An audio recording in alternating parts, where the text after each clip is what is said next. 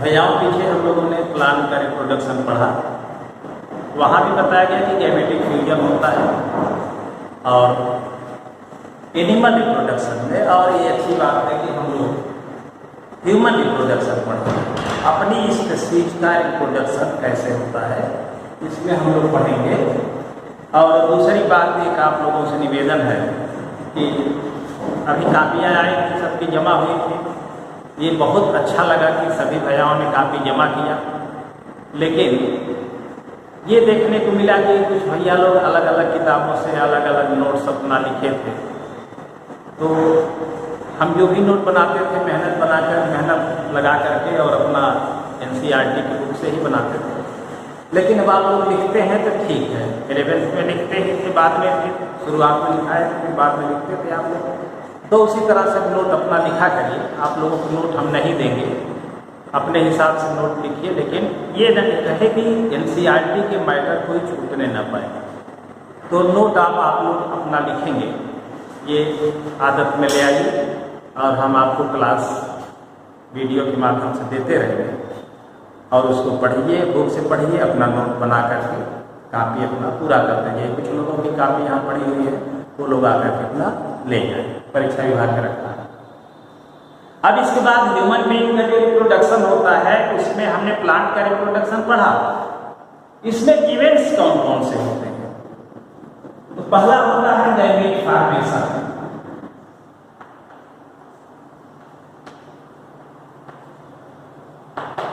Gamete formation में plant में भी गैमेट बनता था, लेकिन यहाँ पर क्या है, मेल गैमेट फॉर्मेशन है, female gamete formation.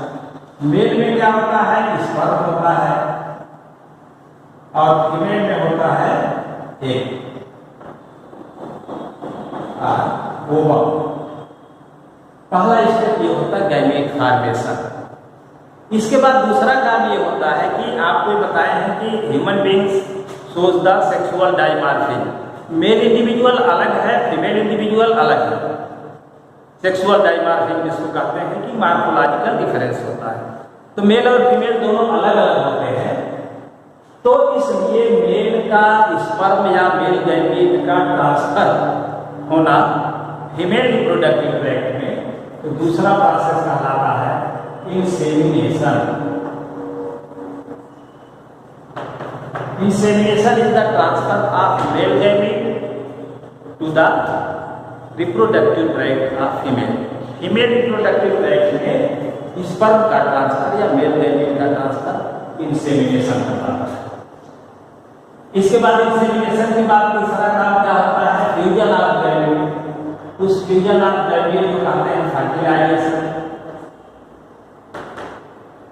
Mail and female gamete used to form zygote.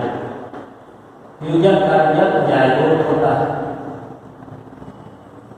और इसके बाद फिर जायगोट का डेवलपमेंट होता है, डिवीजन होता है, मल्टीसेलुलर स्ट्रक्चर बनता है, ब्लास्टोसिस्ट बनता है, और ब्लास्टोसिस्ट जाके फीमेल के यूटेराइन वॉल से चिपक जाता है।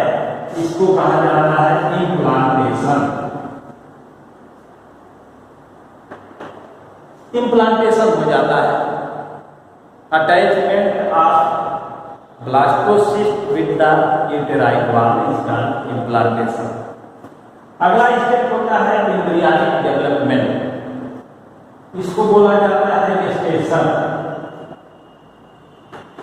ब्लास्टोसिस्ट से मल्टीसेलुलर स्ट्रक्चर, फिर उसके बाद उसके अंदर डिफरेंशिएशन होगा, फीटस बनेगा, एम्ब्रियो बनेगा, फिर फीटस बनेगा, और फिर फाइनली बेबी बन जाएगा। अब एम्ब्रियो से लेकर के और बेबी बनने तक की जो प्रोसेस है उसको हम गेस्टेशन कहते हैं, गेस्टेशन पीरियड। अगला जो हो गया कि जब उसका फुल डेवलपमेंट हो गया तो अब वो क्या होता है, delivery of baby, delivery of child. Female reproductive tract से चाइल्ड को बाहर निकलना, ये कहलाता है ओव्यूलेशन।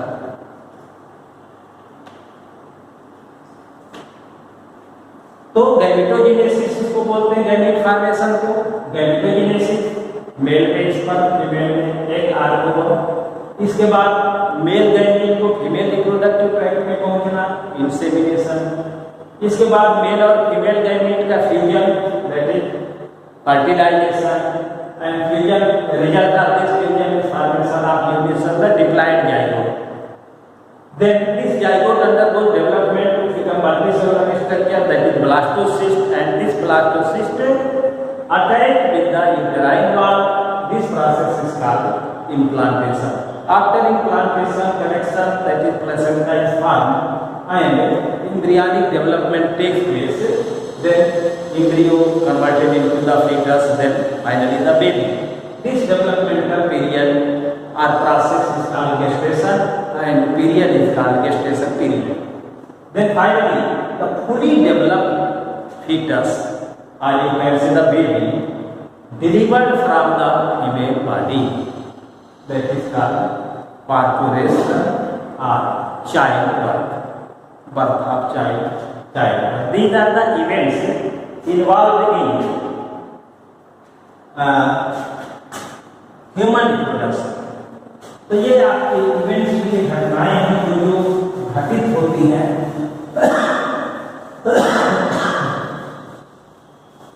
इनको बोलते हैं इवेंट्स ऑफ रिप्रोडक्शन।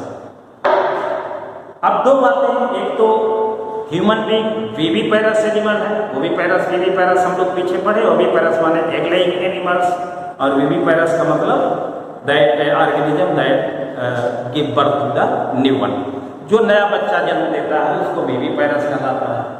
दूसरी बात ये कहा गया कि देश वो सेक्सुअल डायमॉर्फिक, मेल और फीमेल इंडिविजुअल अलग अलग पाए जाते हैं, और जब अलग अलग पाए जाएंगे तो इनका रिप्रोडक्टिव सिस्टम भी अलग अलग होगा। तो इसलिए now we deals with the study of the male and female reproductive system. Then first is the male reproductive system. ये जो डायग्राम बना हुआ है ये male reproductive system है।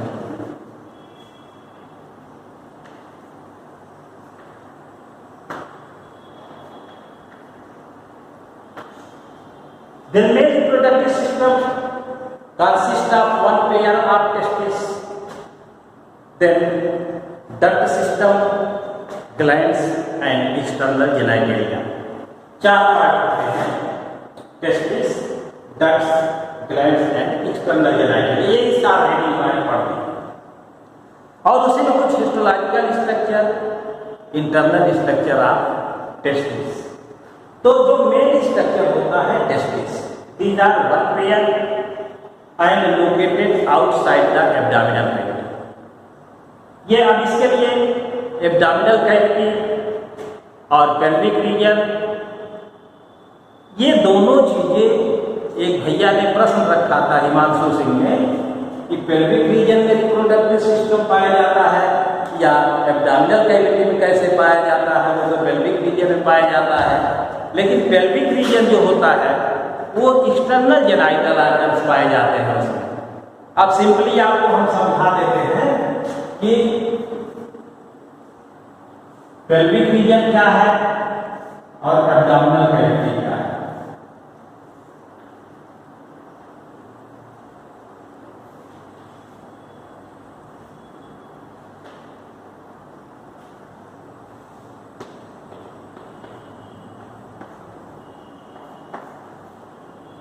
अब ये बाकी है ह्यूमन बीइंग का।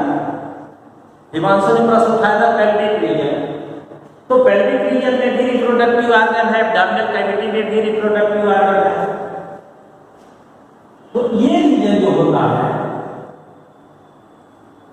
पेल्विक रीजन, ये कहलाता है पेल्विक रीजन या पेल्विस का कह सकते हैं।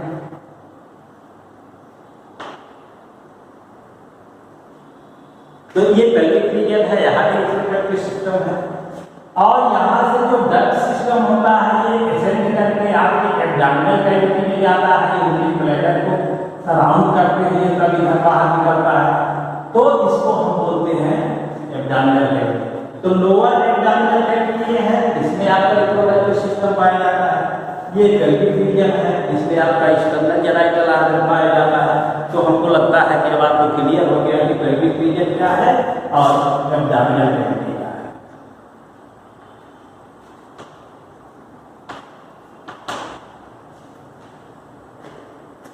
तो सिंपली ये समझ लीजिए कि जहाँ तक आप चड्डी पहनते हैं वो पेल्विक रीजन है और उसके ऊपर वाला एब्डोमिनल कैविटी है।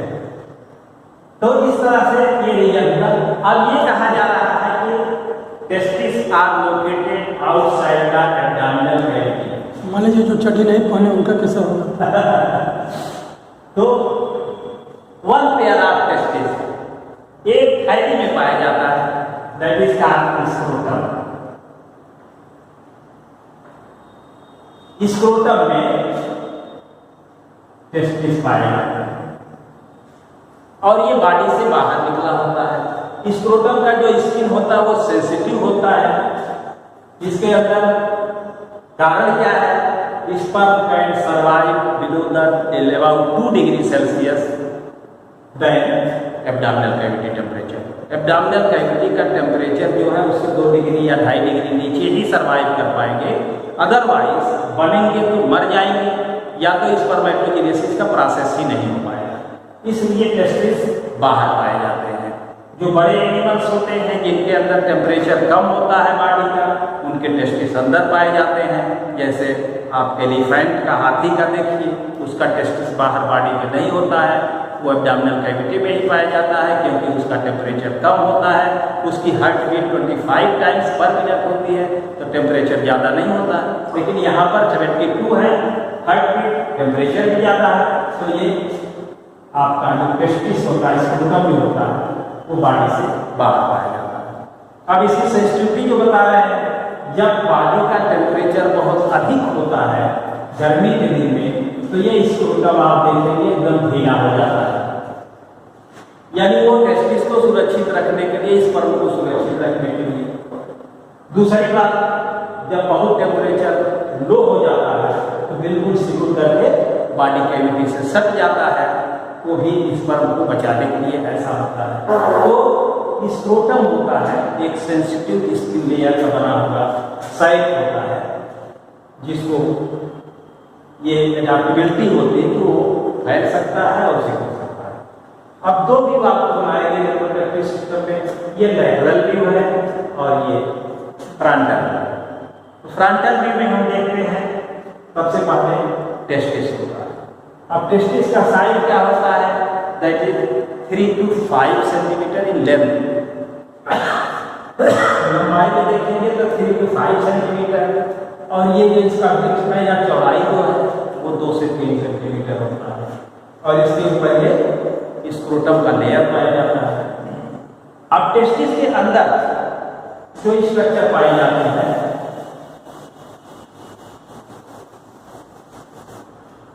each testis contain 250 lobes or compartment।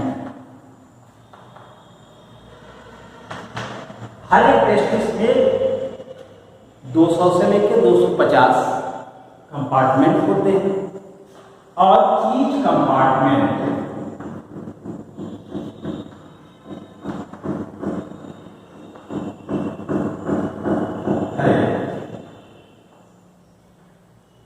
1 2 3 सेमिफेरस tube. अब इस टेस्टिकुलर लोब को हम क्या बोलते हैं? ये जो कंपार्टमेंट है इसको कहते हैं टेस्टिकुलर लोब,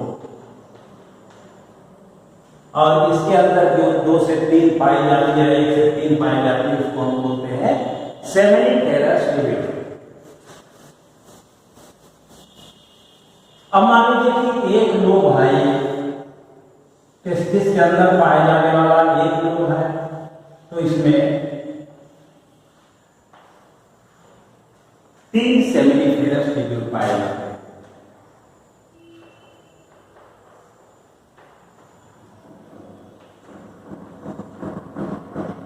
सेमिफेरस ट्यूब पाया जाता है। अब इसका जो इंटरनल लेयर होता है सेमिफेरस ट्यूब का, ये जर्मिनल एपिथेलियम का बना होता है, जर्म लेयर कहलाता है। और इसी में बीच बीच में एक लेयर और होता है, ये कहलाती है सर्कुलेशन। जर्म एपिथेलियम और सर्कुलेशन इंटरनली ये पाया जाता है। जर्म एपिथेलियम वही मॉडिफाइड डेवलप होकर के स्पर्मेटोगोनिया बनती है, जो डिवाइड होकर के स्पर्म प्रोड्यूस करती है। इसके अंदर जब स्पर्मेटोगोनिया होता है तो स्पर्मेटोगोनिया फिर डिवीजन हुआ तो बहुत सारे स्पर्म इसमें पाए जाएंगे।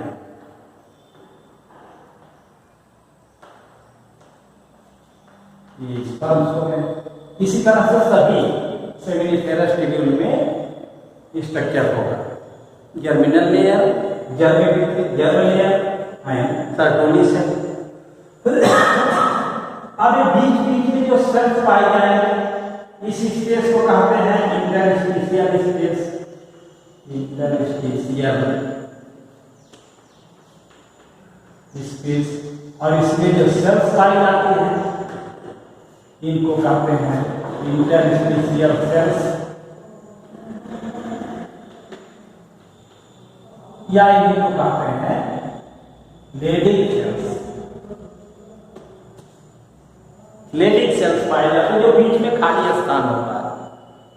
अब इसका काम नोट कर लीजिए अपने दिमाग में कि ये जो मेल हार्मोन होता है टेस्टोस्टेरोन या एंड्रोजन कह लीजिए।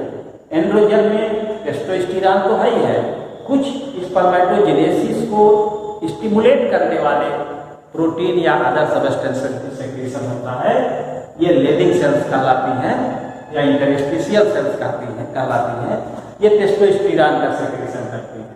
और टेस्टोस्टेरोन हार्मोन क्या करता है, ये स्पर्मेटोजेनेसिस प्रोसेस को स्टिमुलेट करता है। और दूसरा जो सेकेंडरी सेक्सुअल कैरेक्टर आपके अंदर डेवलप हुए, बियर्ड एंड मुस्टैचेस आए, हेयर का डिस्ट्रीब्यूशन हुआ, वो सारी चीजें टेस्टोस्टेरोन के प्रभाव से होता है।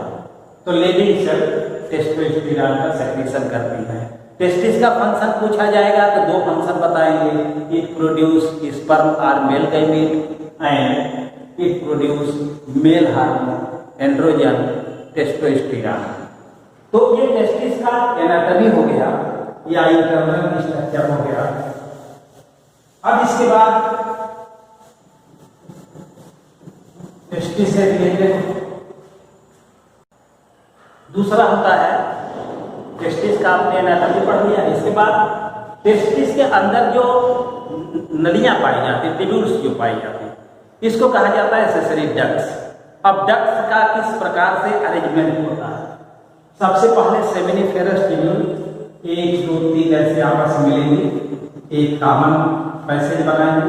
इसी तरह से सेमिनिफेरस ट्यूब्यूल यहाँ मिले, यहाँ एक पैसेज बनाएंगे। इस पोर्शन को कहा जाता है रीड टेस्टिस। रीड टेस्टिस क्या है, सेमिनिफेरस ट्यूब्यूल का ग्रुप है जो अरेंज हो जाती है, 2 सेमिनिफेरस ट्यूब्यूल 3 से तो सब जुड़ करके रीड टेस्टिस बनाती है। रीड टेस्टिस 1 या 2 मिलेंगी या 3 मिलेंगी तो मिलकर के कॉमन डक्ट बनाती है, इसको बोलते हैं वासा इफरेंसिया। वासा इफरेंसिया। इसके बाद वासा इफरेंसिया के बाद टेस्टिस साइड से अब बाहर निकलती होती है, उसको बोलते हैं एपिडाइडिमिस। अब ये क्या होती है, ऐसे कॉइल होती है, बड़ी लंबी ट्यूब होती है लेकिन इतने कम जगह में अरेंज रहती है। और इसके बाद फिर उससे थोड़ा सा ब्राड की गली बन जाती है जिसको वास डिफरेंस कहते हैं। तो ये 4 प्रकार के डक्ट्स, एक्सेसरी डक्ट्स होती हैं। यहाँ पर देखिए ये रीड टेस्टिस हो गया, इसमें वासा इफरेंसिया हो गया, और यहाँ वासा इफरेंसिया बाहर निकला तो ये एपिडाइडिमिस कॉइल स्ट्रक्चर। और इसके बाद फिर ये broad ligament tube vas deferens हो गया। वास डिफरेंस एसेंड, अब ये देखिए ये पाया जाएगा पेल्विक रीजन में, लेकिन अब वास डिफरेंस क्या हो रहा है, ascend to the abdominal cavity. अब ये एब्डोमेन में जा रहा है and surrounds the urinary bladder. Urinary bladder से होते हुए और यूरेटर को पार करते हुए ये आगे यूरेथ्रा से मिलता है। अब यूरेथ्रा से आकर के आने से पहले एक और ग्लैंड होती है, डक्ट सिस्टम वास्ट डिफरेंस तक हो गया। इसके बाद तीसरा बताया गया आपको ग्लैंड्स, सेमिनल में जाएंगे प्रोस्टेट ग्लैंड, बल्बोइरेथ्रल ग्लैंड। अब एक ग्लैंड सेमिनल में जाएगी हो गया, इसकी एक ट्यूब निकलती है जो आकर के वास्ट डिफरेंस से ट्यूब होती है। इस डक्ट को बोला जाता है इजैकुलेटरी डक्ट।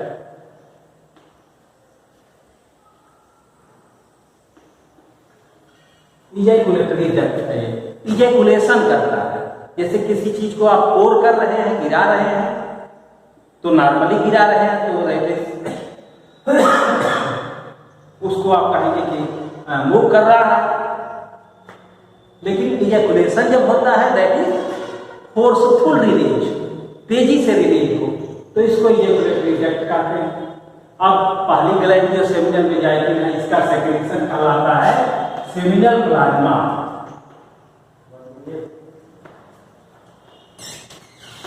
सेमिनल प्लाज्मा का that seminal plasma contain fructose, calcium and some other minerals that is required for nutrition of sperm. Sperm के न्यूट्रिशन के लिए जरूरी होता है, उसी में आके स्पर्म मिलता है तो रिलीज होता है, तो एक फ्लूइड के फॉर्म में रिलीज होता है, उसको बोलते हैं सीमेन। तो सेमिनल प्लाज्मा में स्पर्म मिल जाता है, ये प्रक्रिया से सेमिनल प्लाज्मा आ जाता है इसमें।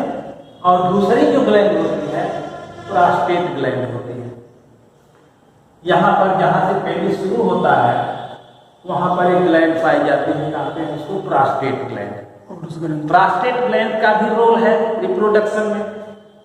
ये क्या करता है, अल्कालाइन सब्सटेंस का सेक्रेशन करता है, it secrete alkaline substance. Then sperm move through the urethra, urethra से ही स्पर्म बाहर आते हैं और आपका उसी रास्ते से यूरिन भी आता है। स्पर्म का पैसेज और यूरिन का पैसेज सेम है मेल रिप्रोडक्टिव सिस्टम में, इसलिए इसका नाम रखा जाता है यूरिनोजेनाइटल सिस्टम, यानी यूरिन और रिप्रोडक्टिव दोनों। तो यूरिन जो निकलता है तो यूरिन का नेचर कैसा होता है, किसी को पता हो? एसिडिक होता है, और एसिडिक मीडियम में स्पर्म मर जाएंगे। Then prostate gland secrete alkaline substance are proved that neutralize the passage of urethra। तो यूरेथ्रा में इसमें आ जाता है और उसको न्यूट्रलाइज कर देता है ताकि स्पर्म आए तो वो मरे नहीं। देन थर्ड ग्लैंड सरसों के दाने के बराबर बल्बोयूरेथ्रल ग्लैंड या कार्पस ग्लैंड पाया जाता है, और इसका जो सेक्रेशन होता है ट्रांसपेरेंट विस्कस और जिलेटिनस फ्लूइड, चिपचिपा पदार्थ का सेक्रेशन करता है वो, और वो चिपचिपा पदार्थ यूरेथ्रा के इनर सरफेस पे आकर के उसको बहुत ही लुब्रिकेट कर देता है, चिकना बना देता है, स्मूथ बना देता है। That facilitate the easy passage of sperm along with the semen. तीन ग्लैंड, तीनों का काम आपको बताया गया, तीनों का सेक्रेशन बताया गया। रिप्रोडक्शन के समय कुछ ट्रांसपेरेंट फ्लूइड निकलता है और ये पेनिस की ग्लास पोर्शन को भी लुब्रिकेट कर देता है, चिकना बना देता है, वो कहलाता है that is secretion of bulbourethral gland. तो ग्लैंड्स हो गए। अब ये भी आपके रिप्रोडक्टिव सिस्टम हो गए, रिप्रोडक्टिव सिस्टम के पार्ट। अब इसके बाद लास्ट में एक्सटर्नल जेनाइटेलिया, बाहर कौन सा जेनाइटल ऑर्गन पाया जाता है, कौन सा रिप्रोडक्टिव ऑर्गन पाया जाता है, तो इसमें पेनिस को कहा जाता है ये external genital organ. External genital और रिप्रोडक्टिव स्ट्रक्चर। अब ये क्या है, एक सिलिंड्रिकल स्ट्रक्चर है, आगे की तरफ थोड़ा सा खुला हुआ है और एक स्किन से ढका हुआ है, जिसको फोर स्किन कहते हैं। फोर स्किन या प्रीफ्यूज लेयर कहा जाता है। मेल और फीमेल मैचिंग के समय ये रिट्रैक्ट हो जाता है, पीछे की तरफ मुड़ जाता है। ये जो ग्लांस पेनिस है ये नेगेटिव हो जाता है और ये आपका ये है। अब पेनिस में 3 कॉलम पाए जाते हैं, ये बनाया गया है, यहाँ दिखाया गया है। तीनों का नाम अलग अलग है, 2 कार्पस कैवर्नोसम और एक तीसरा कार्पस स्पॉन्जियोसम। अगर पेनिस में काट के देखा जाए तो ऊपर की तरफ 2 कॉलम और नीचे की तरफ 1 कॉलम, इसी से ये रिफ्रैक्ट करता है। और ये कैसा होता है, इरेक्टाइल टिश्यू का बना होता है, that is rich in blood vessels. Blood की कैपिलरी बहुत ज्यादा इसमें पाई जाती है, सेंसिटिव भी होता है। और इसका काम क्या होता है, responsible for deposition of sperm और semen into the female reproductive tract. तो कैसे करता है, जो सेक्सुअल इंटरकोर्स होता है मेल फीमेल का, तो ये तीनों कॉलम क्या होते हैं, that are involved with the blood. Blood से फुली इन्वोल्व हो जाते हैं, अच्छी तरह से भर जाता है। केवल टिश्यू होता है, इसमें कोई बोन नहीं होता है। अब ब्लड के इन्वोल्व होने से या भरने से ही ये पेनिस क्या हो जाता है, हार्ड हो जाता है, स्टिफ हो जाता है, इरेक्ट हो जाता है। इसलिए to deposit the sperm into the female reproductive tract, deposition के लिए। और कोई इसमें बोन नहीं पाया जाता कि हार्ड होने का। आपको बता दें केवल कुत्ते के पेनिस में बोन पाई जाती है, जिसके कारण वो जब मैटिंग करते हैं तो कुछ देर के लिए जुड़ जाते हैं, में फंस जाता है मामला। लेकिन यहाँ पर ऐसा कुछ नहीं है, किसी भी अदर मैमल के पेनिस में बोन नहीं पाया जाता है, दाग नहीं पाया जाता है, इसलिए उनका कुछ मामला देर तक चलता है। तो कार्पस कैवर्नोसम, कार्पस स्पॉन्जियोसम, ये यूरेथ्रा। आगे वाला पोर्शन जो होता है ये मस्कुलर होता है, ये भी सेंसिटिव होता है, इसको बोलते हैं ग्लांस पेनिस। ग्लांस पेनिस और कोर स्किन के बीच में एक डिप्रेशन होता है, यहाँ पर भी कुछ परफ्यूशियल ग्लैंड्स पाई जाती हैं। वो एक सेक्रेशन करती हैं, जिससे वो एंटीबैक्टीरियल नेचर का होता है, अंदर कोई इन्फेक्शन न हो उसको वो बचाता है। तो इस तरह से मेल रिप्रोडक्टिव सिस्टम के सारे पार्ट्स हो गए और उनके फंक्शन आपको बता दिया गया। अब आपको काम ये करना है कि वीडियो देखना है और बुक पढ़ना है और अपने क्लास वर्क की कॉपी पर नोट पूरा कर लेना है। एक बार फिर कह रहे हैं कि नोट की कॉपी यहाँ पड़ी हुई है, लोग ले नहीं जा रहे हैं। कम से कम 8 या 9 कापियाँ भी बची हैं, केवल 7 लोग ही ले गए हैं। तो कापी आप लेते जाइए और इसको ठीक से पढ़िए। जहाँ कहीं भी आपको डाउट होता है, आप फोन के माध्यम से या मैसेज के माध्यम से उसको हमसे आप क्लियर कर सकते हैं। जैसे हिमांशु और हर्ष हैं तो वो मैसेज लिखते हैं, तो अगर चैप्टर से रिलेटेड होगा तो हम उसका आपको स्पष्टीकरण दे देंगे, या आगे वाले चैप्टर का होगा तो पढ़ाते समय आपको वो चीज़ बताएंगे। तो जितना काम बताया उतना करेंगे। धन्यवाद।